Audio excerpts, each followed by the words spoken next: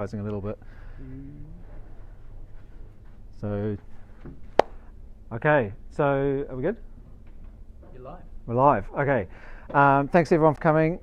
So this talk is kind of a culmination of some of the thinking I've been doing for probably the last a couple of years. Probably mostly I've been thinking about this sort of stuff as a result of the work I do advising and coaching different businesses around New Zealand, people who are leading products as product leaders, maybe they're heads of product or product managers, and the companies that they're working for. And as you all know, product managers kind of sit in this intersection of, you know, what gets built and why it gets built, and strategy is a big part of trying to help them join the dots and proving the value of what they're working on. So lots of people in roles such as product management struggle with this stuff, in that they struggle with the absence of strategy, and so I wanted to shine some light on what strategy is and isn't, in a bid to actually help you solve that problem rather than remaining a victim to its absence, be part of actually trying to help articulate what that strategy might be, and connect up strategy with what you do day to day, and that's actually a lot harder than it sounds. So the fundamental aspect of this talk is that conversations like I had with Serge Van Dam a few years ago now happen and continue to happen, and is why this talk is so important. And so I reached out to Serge, kind of like a man about town, sales marketing guy, investor, exeter, you know, works with knows everybody, super connected guy, and I really wanted to talk to him. I'd heard of him, hadn't met him. So I talked to him and said, hey, I'm doing this coaching, advising thing for product people. You know, I was very early on in my thinking about what I was actually going to do in this business. And he said, within 5, if you know Serge, who knows Serge? Anyone know Serge? So if you know of him, you know he's a fairly direct kind of a person, which I like. But I would say within 5 minutes he said to me, you know the problem with you people, and probably even pointed his finger at me like that. It was quite confronting. He says, the problem with you product people is that nobody knows what you're worth. And what he meant by that is that in his world, right, he's like if you're in sales, everyone knows what you're worth. You sell it, right, and you bring it in, and that's how your worth is valued. If you're in marketing, your value is much more around how many eyes do you get on the product, what's your funnel look like, very measurable discipline. If you're in technology, is it staying up, is it still robust, is it secure? There's lots of easily measurable things if you're a product leader. But he's right in that most product people, in my experience, aren't as good at externalizing their value and helping other people understand why they're valuable in the role that they have. So there's this deep misunderstanding about what you all do because of this. And so the fundamental question is, like, what is your value? And I've had a crack at answering this, and it's changed over the years. And so because we're low-teching this AV thing, it's a little bit hard for me to get feedback from the audience. But we can try, and I can just replay it. Does anyone want to have a stab at articulating what they think the true value of a product leader might be? And just to caveat, when I say product leader, I mean you could be a product owner, product manager, CPO, head of. It's the collective term for all people who lead product in some way. Anyone want to have a stab? Good, that works for the audio solution we have, because no one will hear you. I'm going to give you my one just to move things along a little bit, because so what I've come up with this one, and so I'm always, and you don't have to give me feedback now, but afterwards when we're having some drinks, give me some feedback and let me know if you think it's close or whether you think you've got a better one. But in my mind, it's about a maximization of the return on the investment made in the people that you're working directly with. So if you were a product owner and you're working with a team of 5 or 6 people, you know, those 5 or 6 people could be costing the business, you know, like $500,000 or more a year, right? So is that $500,000 that they're spending a year, is the company that you represent getting good value for money? right? So that when I think of ROI, I'm thinking about that. And it's an equation that's an impossible equation, right? It's not like, am I selling enough widgets? It's like, am I extracting value from their efforts in creating this nebulous product that I'm a bit player in, and there's all these other things that get in my way, right? So it's a deceptively easy definition of your value, but there's obviously a kicker to how to measure that return. And so strategy is obviously trying to help you to answer that question, because if maximizing the ROI is your role, then you would expect that you should be optimizing for a return that aligns with what is most important to the business you're operating in at a particular given time. And strategy at its fundamental level is an articulation of what a company finds valuable and why, with some constraints around it. So you want to be framing your expression of the return on investment in terms of something the company cares about, which is what we think of strategy. But strategy's hard, right? So I don't know if I'm going to I'll certainly embarrass myself, but if there was anyone else in the room when we did this. So this is a Miro board that hopefully isn't decipherable.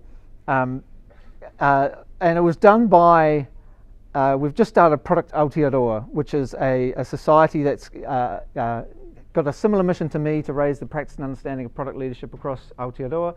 And so we're very early on in forming this group, and we have committees, and we're all grown-ups, and we thought, well, we need our own strategy, right? And so we had a meeting that was literally called strategy meeting for this group, and that was the output. And what's funny in here is that that's a whole lot of this idea vomit, and there's not a single bit of strategy in it. And you'll see in the top left, you'll see a slide that's about to come in this, and this is my vain attempt to go, I don't think we're talking about strategy. I was trying to bring my theory into the group and sort of, here's my diagram that explains what strategy is. I don't think we're doing it here. Didn't work so well. So that was an exercise in like how not to do strategy, and how I and my peers still fall into this trap of thinking strategy is a whole lot of good ideas. And the proof in the pudding was that we didn't get anywhere in that meeting. We literally got nowhere. So before I tell you what I think strategy is, I wanted to give you some ideas about what I think it's not, and some common patterns of what people might refer to as strategy, but actually it's not really strategy, not particularly useful. So if I typically ask a lot of my clients, what is your strategy? And invariably I get, well, our strategy is to do this and that and something else that's amazing. And so I think we could all agree that the things you're doing is not your strategy, right? It's just some things you're doing, and you know it's not a strategy because there's no way for me to critique whether you're doing the right things. They're all good ideas. Everyone's got good ideas, right? But there's no way to critique it. So if you can't critique it and you can't balance one thing against another, then it's not a strategy. So this one's a little bit awkward. So this has actually been streamed to the universe. And so maybe it'll get back to the product people at Netflix, I don't know. But we had a talk by a guy who didn't want to be associated with Netflix, but really wanted us to know that he was the head of product there for a long time. And I'm not going to name him because that would be wrong, and I've forgotten his name. So he did a talk on strategy for Netflix, right? And I'm being facetious because I know he knows what strategy is, but he was presenting something that wasn't under the umbrella of the name.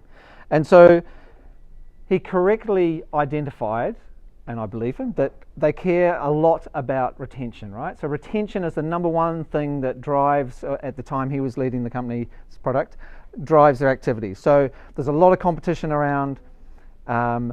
They don't want you going off to Disney Plus and not coming back to Netflix. So everything they do, all these measurements they're doing, is all targeted towards retention. So they've got a very clear strategic goal of improving retention, and that drove everything they did. And so then he showed us this slide, which had strategy in the first column, which is a whole lot of things that they were thinking about. And the way they evaluated strategy was to compare it against whether it delighted customers, so they wanted it to be delightful, They wanted it to be defensible and unique and hard to copy. And they also wanted to have some monetization. They wanted to have a margin. They needed to make money or to help with their margins, right?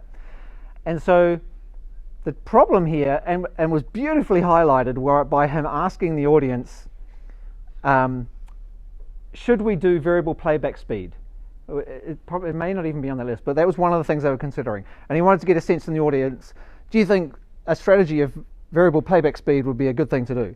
And I shot my hand up and go, a tree hugger me goes, I just want people not to fast forward through life.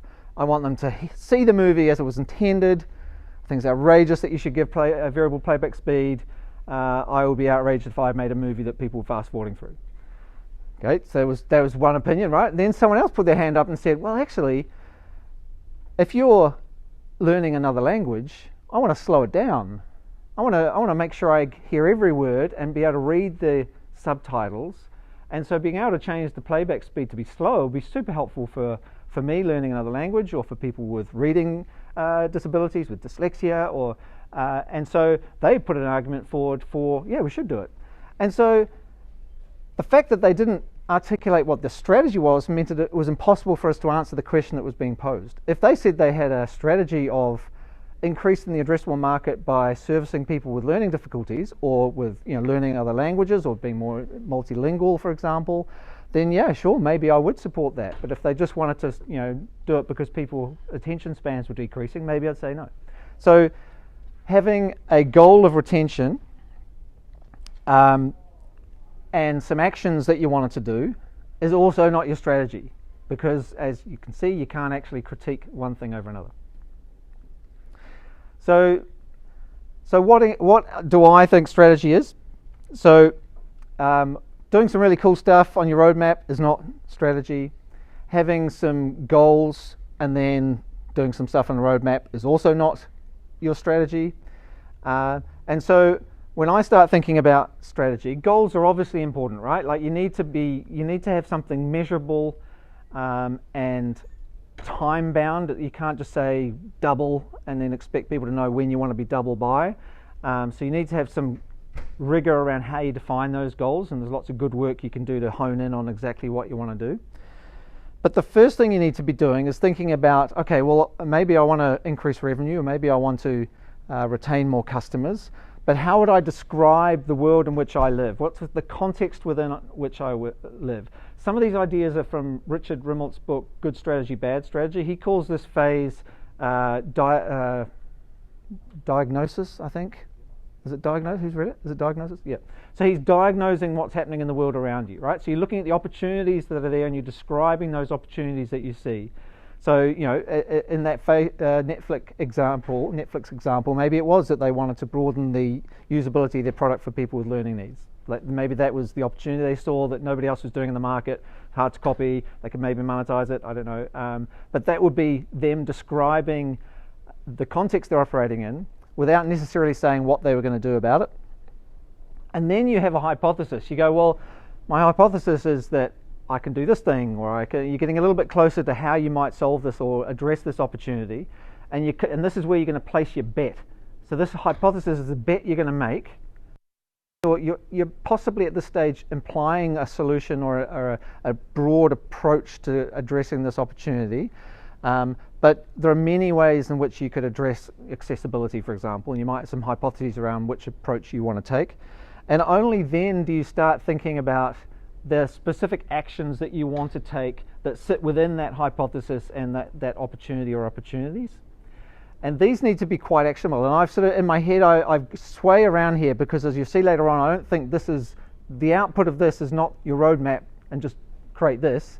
There's some room between the actions that get described at the highest level strategy and the things that you end up as product people building. And so that's an interesting, you could do a whole presentation on the gap between those actions and how much more work you need to flesh this out.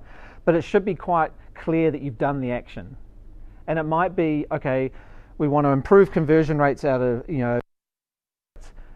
and the action is, or is this a good one? And the action might be to improve the sign-up flow. And maybe you leave it at that, and maybe your goal is to improve the number of people who convert once they've signed up, and you're going to do some stuff in there. but that would be an actionable thing that needs obviously a lot more work to work out what you're going to do in there, but at least it's some direction about where you're going to put your effort. But even this is not actually your strategy, right? Or it is, in that this is going to wrap up into some strategically framed roadmap, and if we have time, I'll talk to you about what I think that means. But this is not actually this is the decomposition of strategy, but it's not the value of strategy. So the value in this strategy is much more in your ability to express it. And so being able to take all, and that's hard, right? Going through that process of understanding what the opportunities are and how you're going to tackle them is difficult. A lot of research needs to happen, but it needs to be condensed into something that's easily consumable by the people in the organization, the people who are going to need to be influenced by that in order to make decisions throughout the organization, whichever part of the business they happen to be in. So this, we did a session a while ago on storytelling, and this is where it really comes into play. The true test of a good strategy is that you could go to anybody in the organisation and you could say, what's our growth strategy in Australia, or something like that. Does that resonate with people? Are people thinking that makes sense? Good. It'd be a long presentation if it wasn't. So what I wanted to do was is to be brave enough to actually put this into practice. So I worked at Xero for 6 years from 2009, and I looked back in time and I thought, okay, what's a strategy I could unpick and put into this format? So tell me how you think this feels. So we had a goal to increase Australian accounting partners by a certain, I don't know how many, but we wanted to grow in that market and create some impact in the accounting profession as much as we were thinking about individual small businesses. We saw the opportunity as New Zealand and Australia were similar. We'd done well in New Zealand, so we thought there was some incremental effort required to make our product work in another market. We'd already proven that the sales channel of accounting partners was better than going direct to small business, and we felt like because of the similarities in the market, that would probably hold true in Australia in a way that it didn't in the US. What else did I say? There was relatively small number of localizations to do, a little bit of tax differences, a big thing of payroll, but we thought we could do that a bit later. And we knew who the incumbent was, and we'd smash them in New Zealand. We thought we'd smash them there, right? So that was a description of the context we were operating in, and we had a hypothesis that if we did that and consolidated our efforts in Australasia, then we would be able to improve the product, grow revenue, and help scale not only the product but our people, because we were growing really fast and now the way in which we were operating was evolving. So it was a good way for us to continue to grow in a controlled way without risking spreading ourselves too thin, because the temptation at the time, we had Gary in the UK, we had I can't remember who was running it in the US at the time, but we had the US pressure was on us. And so there was a constant pressure for us to do things for all those other markets, but we said, no, we're going to do this. And so it led to very difficult conversations, but very defensible conversations with Gary. And I still remember having them at the old bank, and he was saying, I just need this thing done. My UK customer, they can't even use the product. It's awful. And we said, we hear you. That's going to have to wait. We're going to doing this work in Australia and New Zealand first, and we're going to get to you. The strategy will change later on. And so it gave us this defensibility. And then there were some actions. There were lots of things that happened that were related to that strategy and those hypotheses. There were obviously AU-specific things. There were an investment in the tools that accounting partners would be using to help them grow their own practices in Australia and also in New Zealand.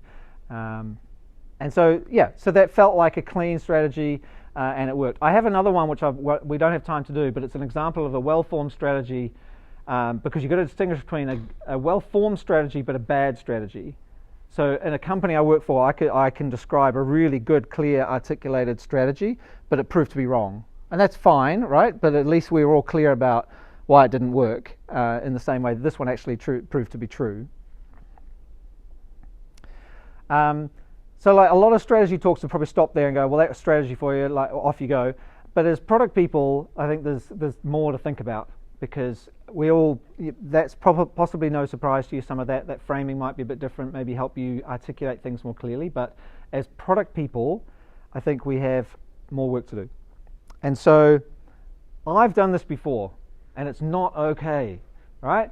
So I have heard myself say these words, and there's two things wrong with that statement of I wish the business would tell me what the strategy is. One is I'm playing victim to the absence of strategy, and I talked about that at the beginning. It's not okay. It's not your job to be victim to a lack of strategy. It's your job to clarify what strategy is. And it's not okay to refer to the business, because you are in the business, and if you say the business, there's a problem. And part of it's you and your framing of that, and part of it is maybe there's a lack of understanding about what your role is in the business, but nobody should use that term, even though we all know what it means.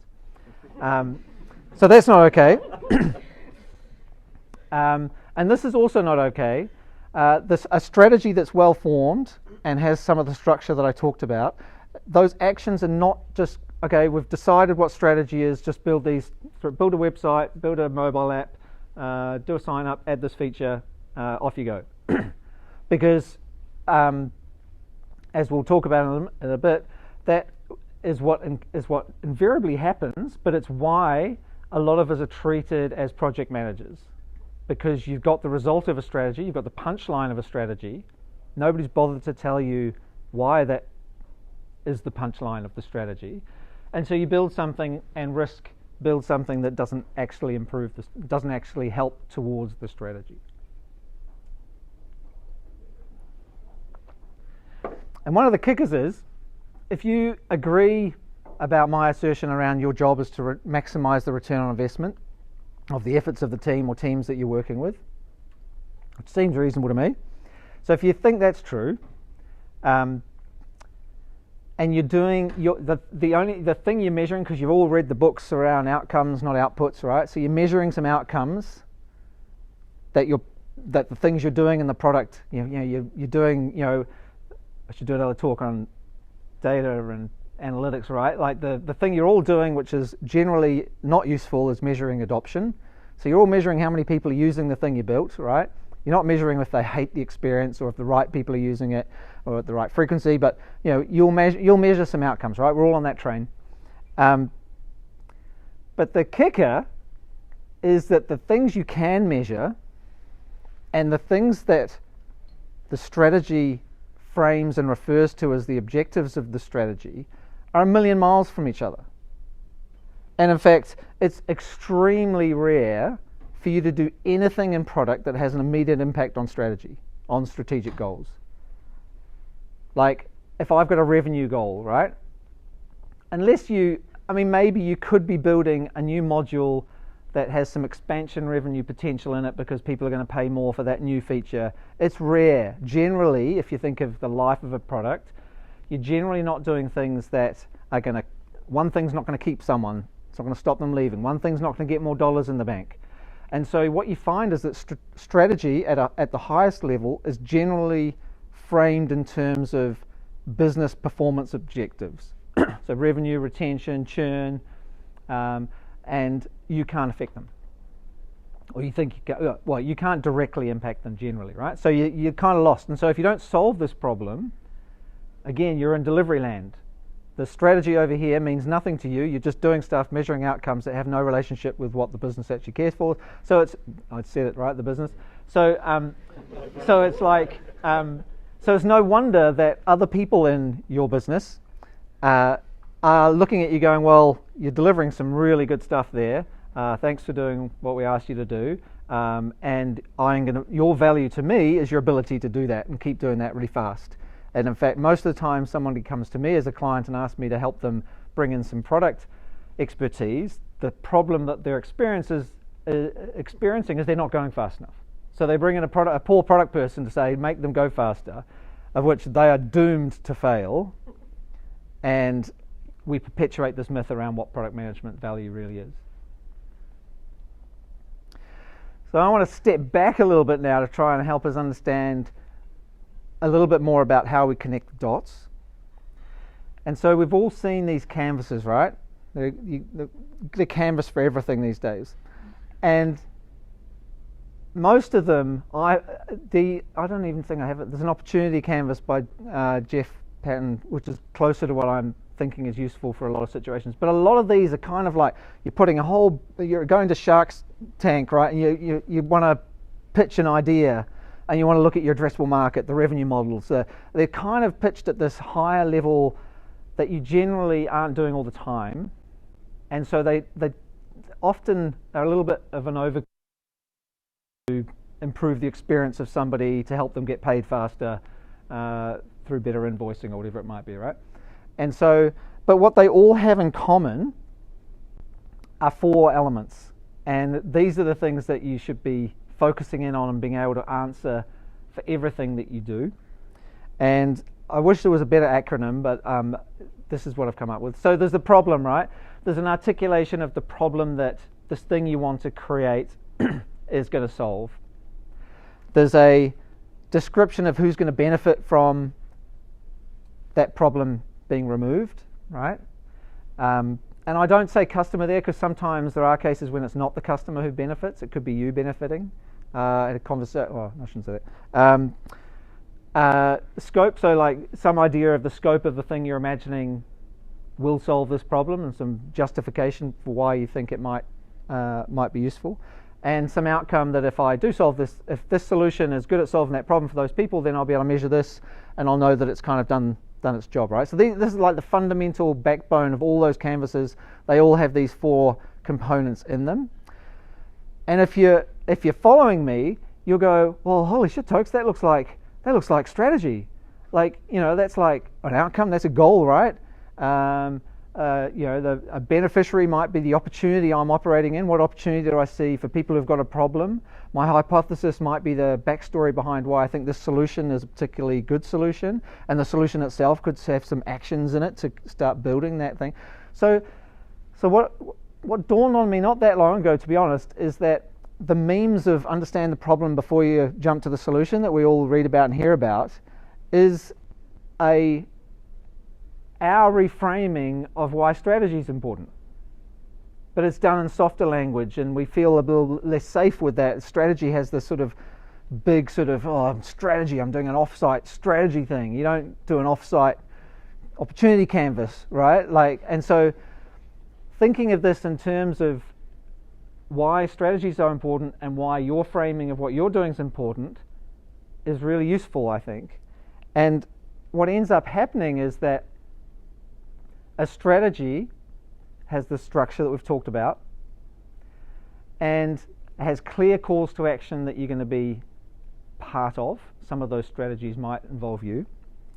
And you're going to do some stuff. I mean, we don't like talking about outputs, but you're going to create some value through the outputs of the team, right? So you're going to create some stuff, but you're going to directly align them to a particular action or strategy that gives them color, makes sense, helps you build a solution fully informed for who's going to benefit from you solving it. It's going to have all the good stuff in there. It's going to feed from that strategy, those actions. They're not just floating in space as good ideas. And those outcomes that you've done in that PBSO, right, are hopefully defined ahead of time. You're measuring them. There might be many outcomes you're going to measure. They're also aligned to those things that you delivered, so you can sort of trace back, well, I'm doing this thing, I'm measuring this stuff, that will be success for me in this thing that I'm building, and it's related to this strategy. And then you've got this attribution that needs to happen to say, well, I might be measuring how fast somebody takes to do this action, but I'm only measuring that because we've identified that as the key frustration point causing people to churn out of the product. So our hypothesis was, if we sped up that process, made it less painful, it's going to ultimately result in an impact on churn. I can't measure that churn. We're doing a whole lot of things in combination, but this is one of the things that we think is going to lead up to our churn strategy.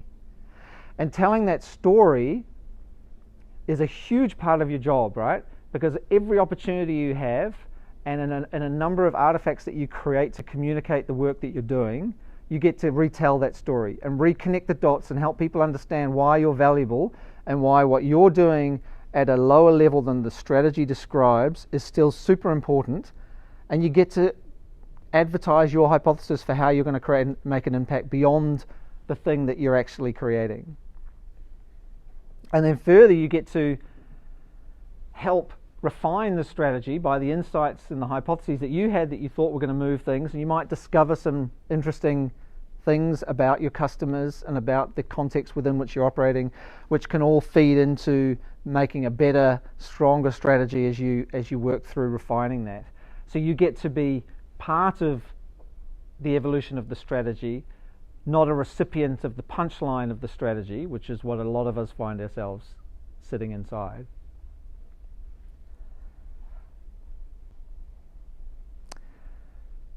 I'm going to stop there because I'm going to talk a little bit about how roadmaps are one of the tools you can use to visualize the impact you're having. If anyone's got any questions, I can repeat them in the mic here.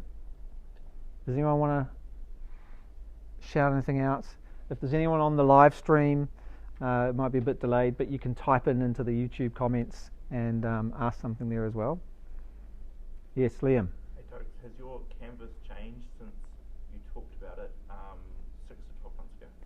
So Liam asked, has my canvas, because everyone needs a good canvas, right? Has it changed when I last showed him some of this thinking a while ago? And I created a canvas which was the backbone of all canvases, which was the PBSO framing, right? And no, it hasn't changed. It's the same thing. It really just helps you pull out the essence of why you're doing a particular thing. There's a nice little plug there, Liam, thanks. Okay, let's keep going. So, roadmaps get a lot of bad press, right? Everyone thinks they're a death march to, over-promising, and nobody really gets excited about them.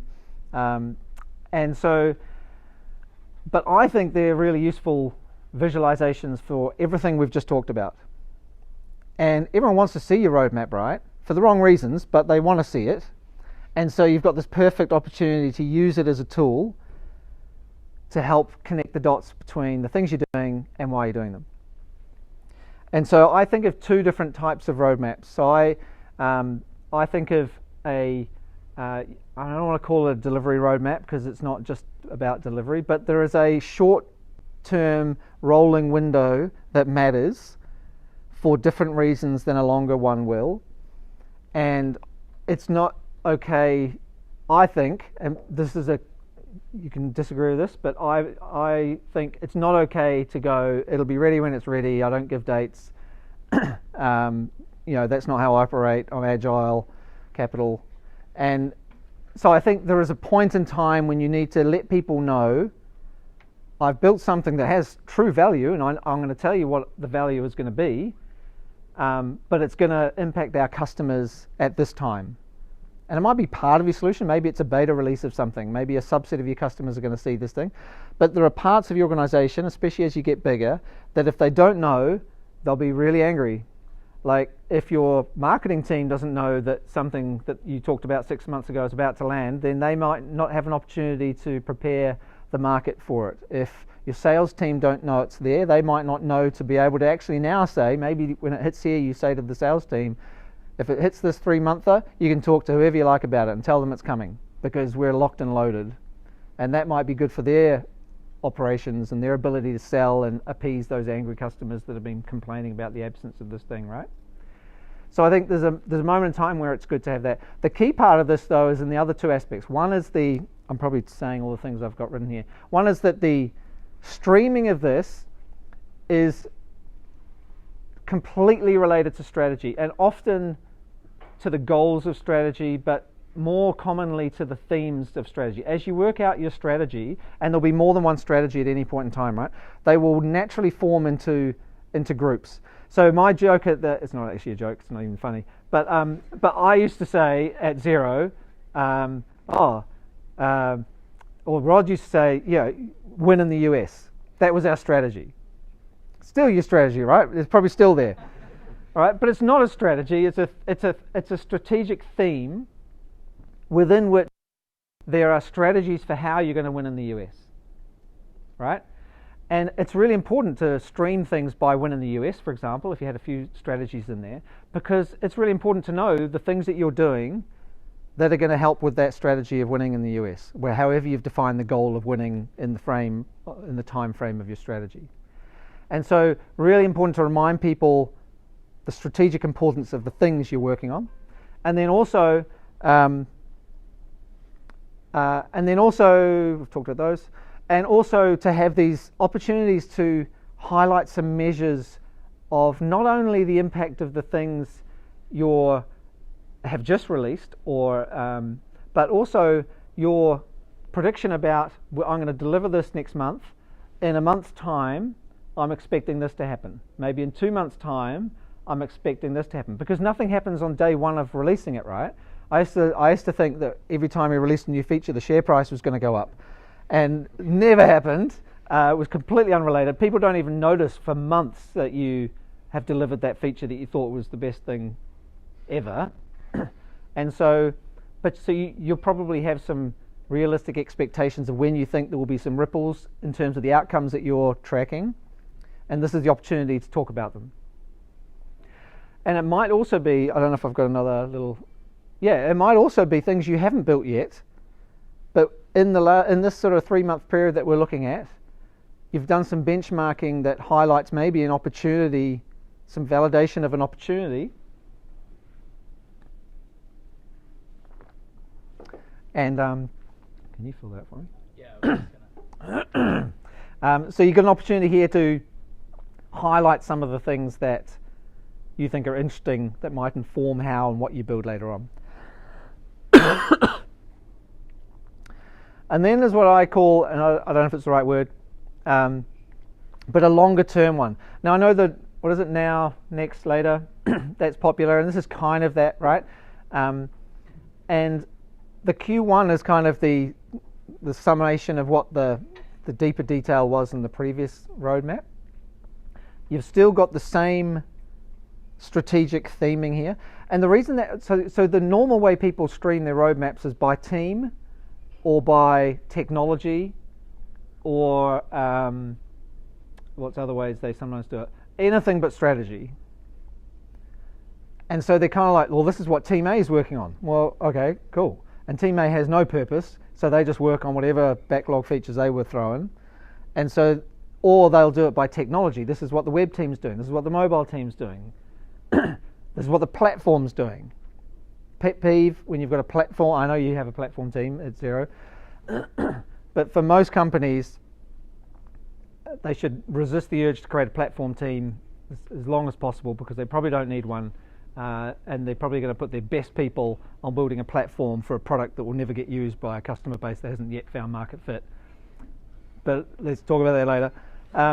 So the Q2, like the next quarter though, is an opportunity for you. So this diagram is saying these are what's strategically important for us, these sort of themes that should resonate because you've been telling the story forever.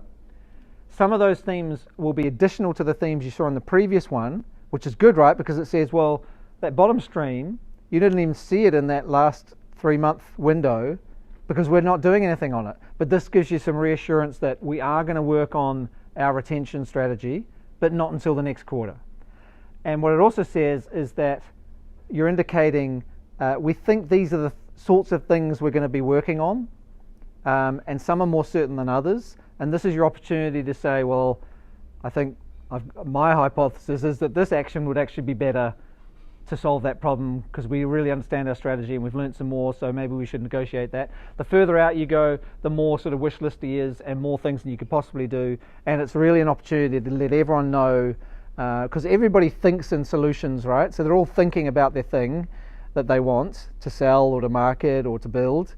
And so there's an opportunity to say, well, that thing, it doesn't even list here because it's not strategically important. There's nothing that links it to strategy, or that is, and we think it's here and it's a bit later than you thought it would. So some of the UK strategy for Gary would have been later on here in that scenario where we decided our strategy was to double down on the Australasian market. But he realized he felt good that in a few quarters it was going to be there, and he kind of knew the sort of things and areas and customers you were going to be impacting.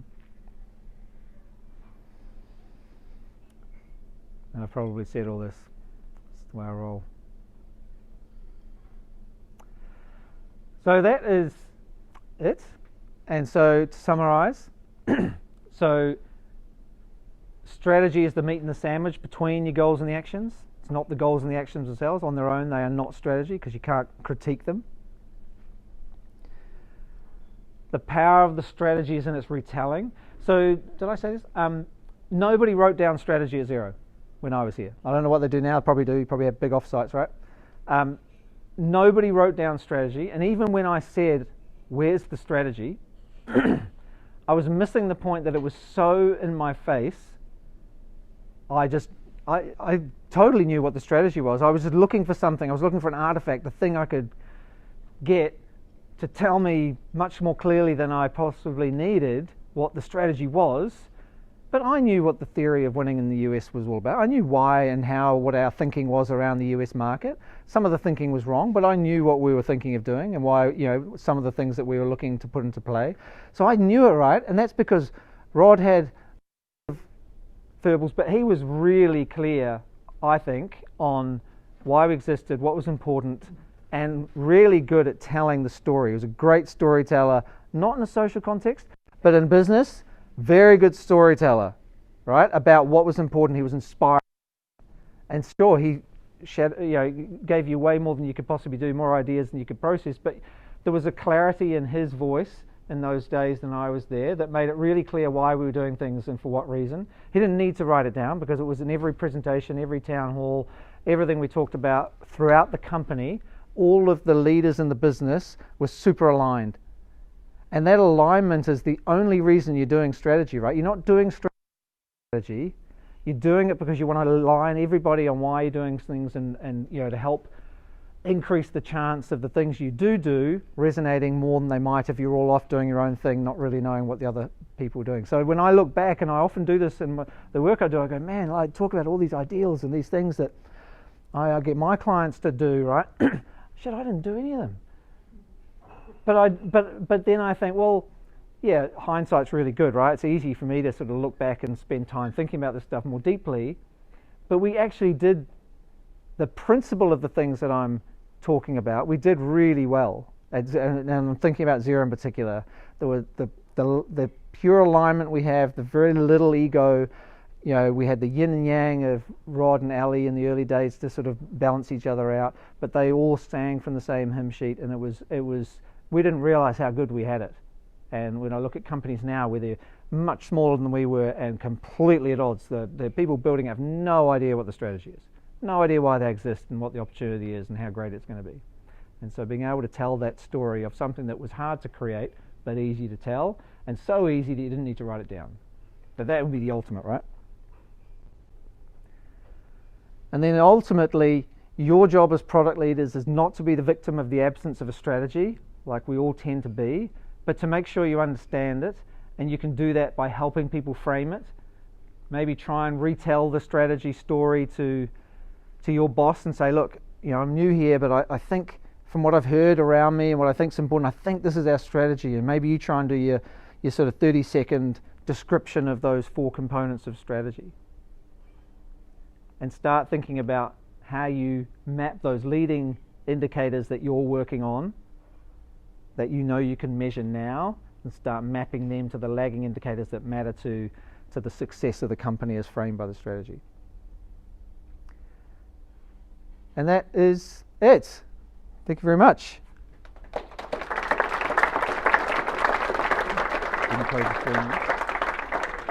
And bye-bye stream. We'll see you again. I was going to do Q&A